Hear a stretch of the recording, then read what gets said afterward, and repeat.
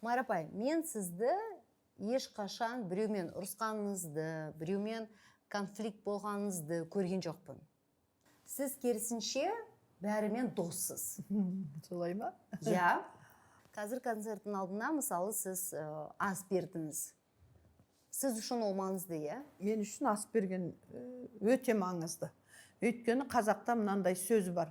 Өлі риза болмай, тірі байымайды. Өлі адам кім? Ол сенің әкең, ол сенің анаң, ол сенің ата әже дейді ғой.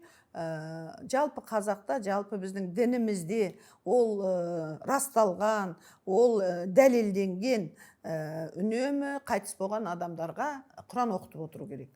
Ал мынау концерт басталып кетті, мен қатты жүгіріп кеттім. Кейде бір нәрсем дұрыс болмай қалады. Содан кейін мен бір күн ойладым. Мен кейде сүре оқымай жатпаймын мен. Фатиха Ықылас сүресін оқып жатам. Сонда ойлаймын, менде неге мына шаруа дұрыс болмай қалып жатыр.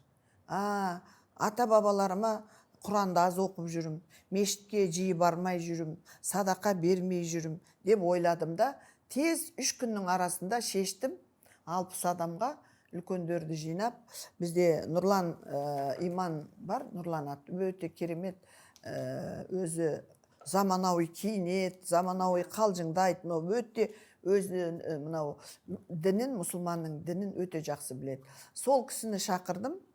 Расында да мені шында да өте адамдар сыйлайды. Мен соны сен айтқанда Өйткені сіз өзіңіз адамдарды сыйлайсыз. содан да болу керек. Сіз жасқа қарамайсыз. Иә.